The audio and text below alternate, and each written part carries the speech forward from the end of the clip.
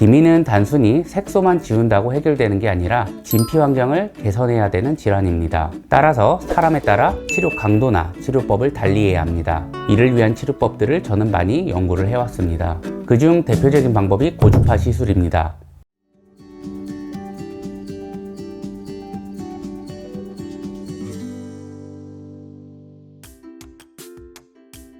안녕하세요. 피부과 전문의 닥터 라이언입니다. 오늘 이야기 드릴 주제는 기미 치료 시 재발 없는 근본적인 해결법인 고주파 레이저의 효과에 대해 설명드리겠습니다. 기미 잡티 치료를 받으러 저희 병원에 찾아오시는 경우는 크게 세 가지가 있습니다. 첫 번째, 치료 효과를 못 봐서. 두 번째, 치료 후 재발을 해서. 세 번째, 부작용이 발생하여 색이 더 짙어져서입니다. 이처럼 난치성 케이스, 재발 케이스, 부작용 케이스들을 많이 치료하면서 저는 고주파 장비를 매우 많이 사용합니다. 그러다 보니 고주파 장비를 꼭 사용해야 하는 이유와 기미 치료에 적절하게 사용하는 방법들에 대해 노하우가 많이 생겼습니다. 제가 수많은 케이스들을 치료하면서 경험한 부분에 대해 단계적으로 이야기를 해보겠습니다. 기미 부작용과 기미 재발이 생기는 이유를 말씀드리겠습니다. 첫 번째, 진피, 표피 경계부의 진피 환경이 문제이며, 두 번째, 너무 강한 강도의 레이저 치료를 해서입니다. 기미는 단순히 색소만 지운다고 해결되는 게 아니라 진피 환경을 개선해야 되는 질환입니다. 보통 루비 레이저, IPL, XLV 레이저 등으로 기미 부작용이 잘 발생하며 경우에 따라서는 레이저 토닝이나 피코 토닝만으로도 부작용이 발생할 수 있습니다. 자료 화면을 보면 정상 피부와 기미 피부의 조직 소견입니다. 기미 피부에서 검은 색소가 훨씬 증가되어 있으며 진피 표피 경계 부위가 매끈하지 않고 손상을 받아 동글동글한 하얀색 구멍이 존재합니다.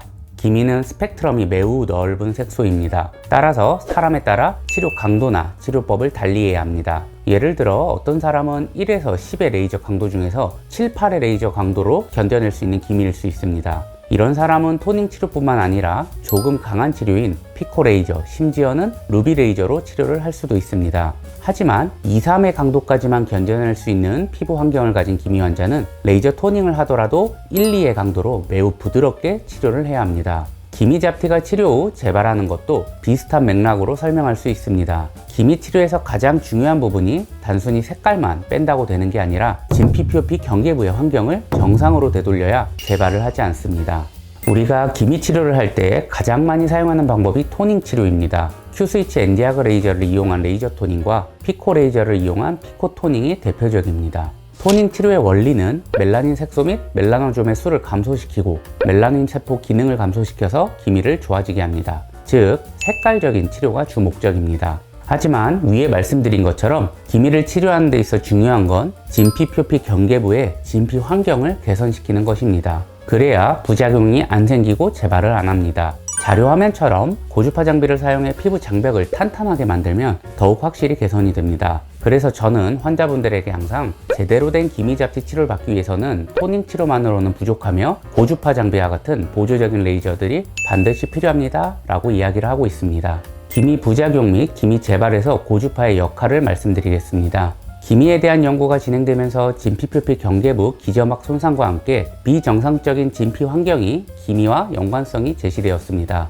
이에 따라 진피 환경을 개선함으로써 진피 표피 상호작용을 교정하는 치료의 필요성이 대두되었고, 이를 위한 치료법들을 저는 많이 연구를 해왔습니다. 그중 대표적인 방법이 고주파 시술입니다. 다양한 고주파 장비들이 있습니다. 포텐자, 시크릿, 실펌 X와 같은 니들 RF가 대표적이고, 레가또, 인모드, 이플러스 등의 고주파도 기미 치료에 활용할 수 있습니다. 니들 RF는 여러 개의 미세침을 이용하여 전기 에너지를 피부 속에 흘려보내는 장비입니다. 진피 환경 개선 및 항염증 효과, 피부 재생 등의 효과를 냅니다. 또한 멜라닌 생성에 관여하는 인자들을 감소시켜줍니다. 흥미로운 연구가 두 가지가 있습니다. 첫 번째 연구는 쥐의 색소 부위에 니들 RF 시술만으로도 색소가 감소하는 결과를 보였습니다. 두 번째 연구는 단순히 레이저 토닝을 하는 경우는 색소가 잘 감소하다가 리바운드로 더 짙어지는 경과를 보이지만, 고주파 시술을 토닝과 함께 진행하면 리바운드로 색소가 악화되는 것을 방지하고 안정적으로 색소를 감소시키는 역할을 하기도 합니다. 이처럼 니들 RF와 같은 고주파 시술은 부작용 기미나 재발한 기미 치료에 매우 효과적인 치료입니다. 다음 치료 사례는 포텐자와 레블라이트 SI를 이용해 제가 직접 치료한 사례입니다. 보시는 것처럼 치료 후 기미가 매우 많이 좋아졌습니다.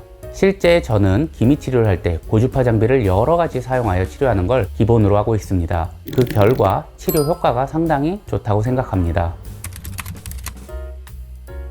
그렇지는 않습니다. 기미의 상태에 따라 치료법은 달라지며 다양한 치료법 중 하나로 고주파 시술이 보조적으로 사용될 수 있다는 점입니다. 기미 치료도 적절하게 잘 받아야 부작용을 예방하거나 재발을 방지할 수 있고, 경우에 따라 이미 발생한 기미 부작용도 잘 치료할 수 있겠습니다. 이 영상이 도움이 많이 되셨다면 좋아요, 구독 눌러주시고 앞으로도 더욱 유익한 의학 정보로 여러분들 찾아뵙겠습니다. 감사합니다.